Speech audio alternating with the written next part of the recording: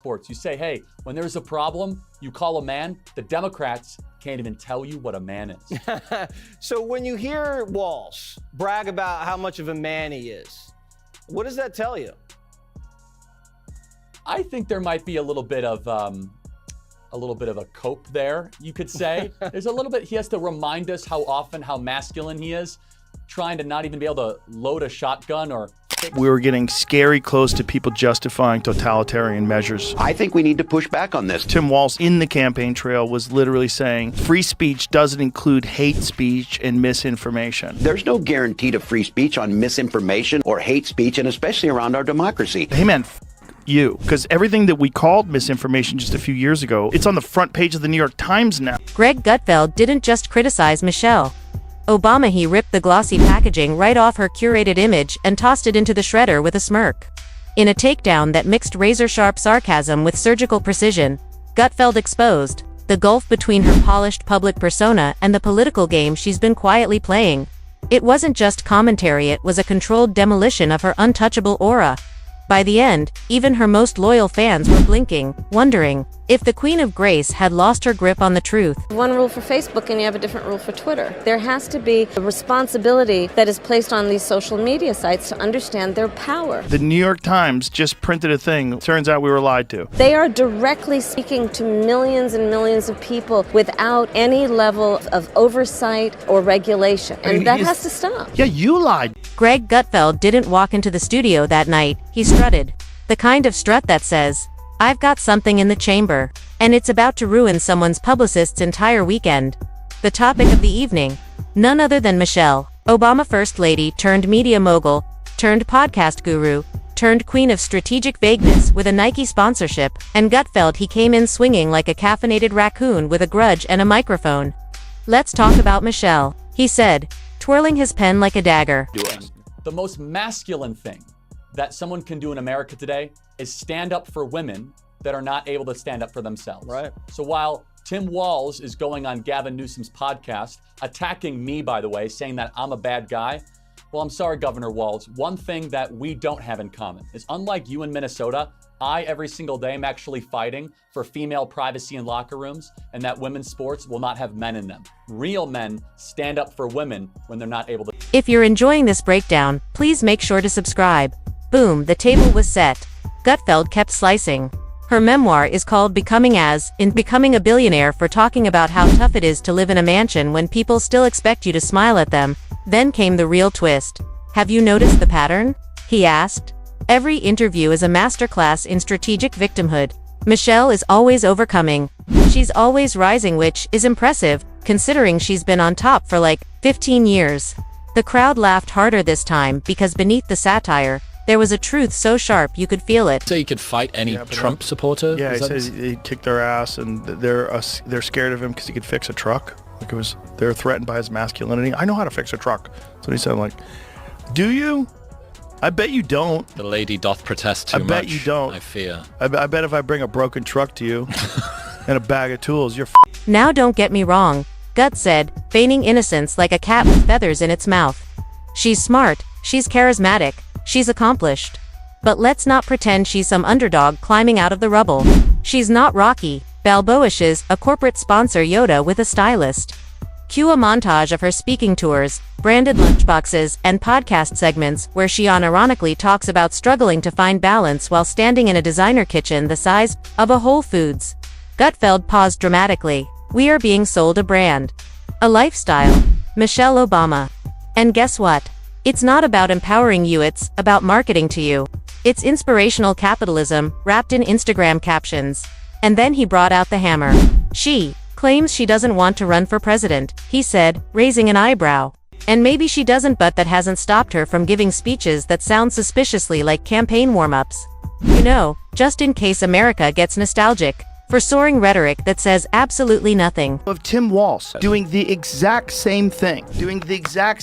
Right.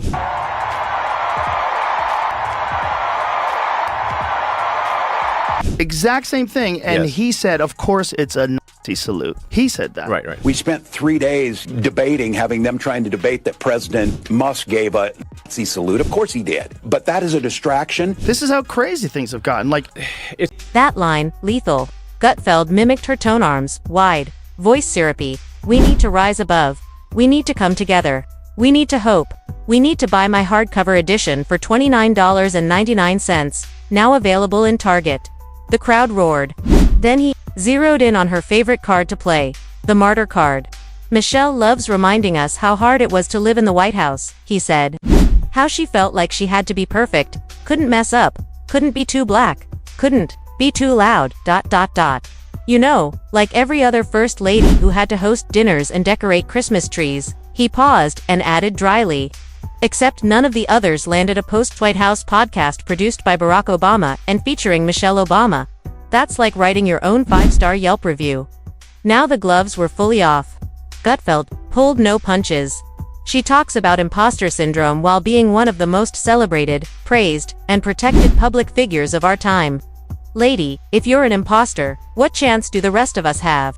You're everywhere. You're on my Wheaties box, my Spotify algorithm, and somehow even in my dreams. video? No. This is what people love about Donald Trump. The fact that he would say this. But unfortunately, Governor Walz isn't here himself, but don't worry, he'll say that he was. He's going to say he was.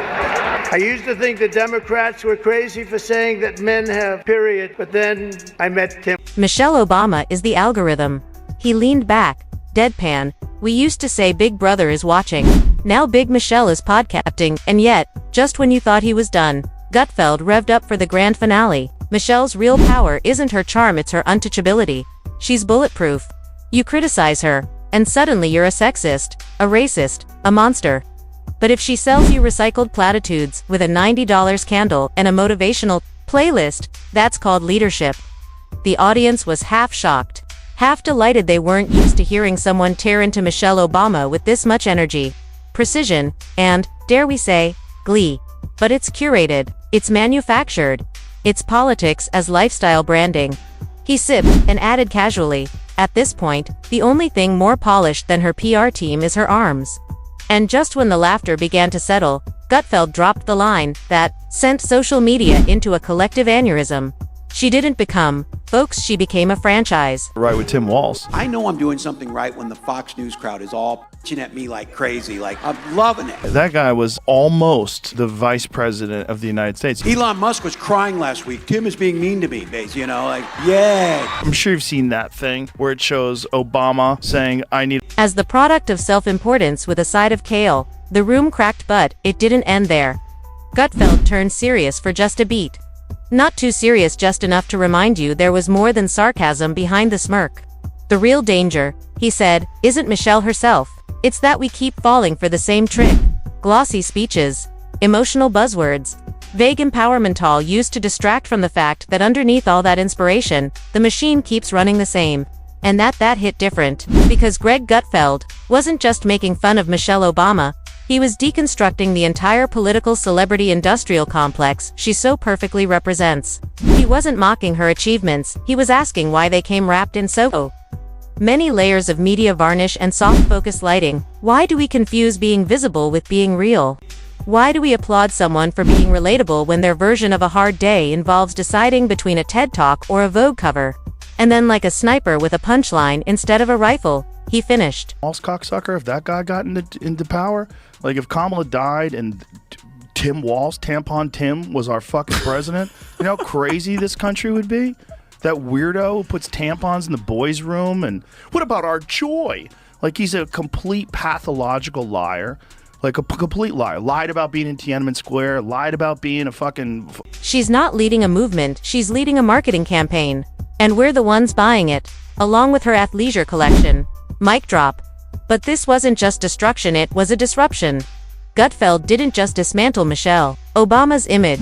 He cracked open the shiny shell that surrounds every political figure turned lifestyle influence. Because in the end, it wasn't about left or right, it was about real or fake. And Greg Gutfeld, love him or hate him, has a nose for the fake, like a bloodhound on espresso. So when he aimed at Michelle Obama, he wasn't targeting her as a person. He was targeting the fog machine, the spotlight, and the echo chamber. He was saying what nobody else on primetime would dare say out loud. That maybe the most relatable woman in America is just another curated illusion, perfectly designed to keep you inspired, distracted, and comfortably asleep. And whether you agreed or not, one thing was clear. Greg Gutfeld didn't just criticize Michelle Obama, he uninstalled the myth. And just when the echoes of laughter started to die down, Gutfeld leaned in like a villain, revealing the last page of the plot twist. I saw that J.D. Vance was weird. Yeah. Remember that one? And then they just weirds everywhere. Weird. Oh, you don't want a weird guy. Meanwhile, you have Tim Walz is your VP. Weird. You don't think that guy's weird? He's weird in every way. Yeah. The way he walks, the way he waves his hands. Yeah, he reminds me of the clown emoji. He's a bizarre guy. He's a strange dude. I just don't understand why they made that choice. Yeah, it gives the creeps. I just don't understand why they made that choice. There's a lot of other people that are qualified. I don't know why.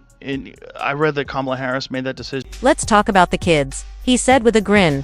Because every good franchise needs a sequel. And Michelle's got it lined up like Marvel Phase 4, the foundation work, the youth outreach, the college initiative. But here's the kicker. When was the last time any of those programs produced measurable results? We don't get outcomes, we get merch. The camera cut to a smirking panelist, nodding while the audience braced for impact. See, this is the part nobody wants to say out loud, he continued. Most of Michelle's legacy is vibes. It's emotional resonance. It's curated playlists and stage lighting and speeches about perseverance backed by a gospel choir. And sure, it feels good, it always does. But you know what else feels good? A warm bath. That doesn't mean it's fixing the damn pipes. He wasn't wrong. The carefully orchestrated emotional messaging had become Michelle's primary currency. But Gutfeld wasn't buying it, not tonight. Her TED Talks are motivational Mad Libs, he said. You are powerful. You are enough. You are seen. Great. Now tell that to the small business owner being crushed by regulations. And they bring in this other guy who's radical from Minnesota. That's the vice president, who he believes a lot of wild things. One of them is transgender surgery for people who are under 13. Another one is abortion up until 9 months. Ooh. Yeah. He changed the Minnesota state flag to make it look like a Somali flag. That stuff scares the To the working parent who doesn't have time to reflect on their power, because they're too busy driving for Uber after their night shift. Now it was getting real. This isn't just about Michelle, Gutfeld clarified. This is about the culture she helped sculpt, a world where sincerity is replaced with slogans, where making a difference just means changing your profile picture. He was rolling, now not angry, but fired up, like someone finally saying what the entire room had been thinking for years but never had the nerve to articulate. You can't be the voice of the voiceless when you're speaking from $12,000 a couch under a halo light with your chef in the next room. Boom, pin drop. And then he did the unthinkable. He compared Michelle's cultural influence to an iPhone commercial. Looks sleek. Sounds progressive. Everyone wants one. But the moment it glitches or doesn't deliver, you blame the system. Michelle Obama is Apple politics, he said. Shiny, expensive, and somehow always immune to criticism. The metaphor was absurd and perfect. She sells empowerment like Starbucks sells identity, he added. Personalized, pleasant, and of course, wildly overpriced. With Newsom, why don't you throw the pigskin with Walz? What do you say? I think it's a great idea. I'll fly in up to Minneapolis. We'll see what it's all about, Governor Walz. You're Mr. Coach. You're the one that can. I think it would be very similar to Barack Obama throwing a baseball. I don't think it would be a sight that would be easy on the eyes. That's right. I could throw quite a tight spiral. Hey, Governor Walz, let's go have a game of catch. Just weird and how avoidable it was. 100% avoidable, but pathological liars, people that are habitual liars, they just lie all the time. But at her age, she's just dumb. Yeah, Biden I think I was saying that I need a vice president dumber than me. Great. Kamala Harris may be the dumbest person ever elected vice president in American history. It's so perfect. Kamala saying, I need a vice president dumber than me, and it's Walz. Men have tampons. We have a lot of accomplishment. We haven't taken adequate credit for it, frankly. We got to do a better job of getting the word out about what we have accomplished and who did it. You got to lose, because we got to break. Someone in the crowd lost it, audible snorting laughter. Gutfeld gave them a nod, like a conductor acknowledging his symphony. Then came the closing argument, the moment you could feel was coming, but still landed like a thunderclap. She doesn't need to run for office, he said calmly, because she already governs something more powerful than policy, perception. She's the empress of optics. And when you control how people feel more than what they think, You don't need about, have something stronger. Unquestioned influence. Now it wasn't just a roast. It was a revelation. Gutfeld leaned back, hands folded. Michelle's superpower isn't her intelligence. What she really is your brand manager. And guess what? You're not the client, you're the product. Silence, then dash, UPROARIOUS, laughter and applause. Because in one fell swoop, Greg Gutfeld had done what so few dared attempt. He stripped away the glow, the glam, and the curated mystique of America's polished icon, and revealed the calculated machinery underneath, not out of malice, not out of partisanship, but because someone had to lift the curtain. And Greg Gutfeld, he brought a flamethrower.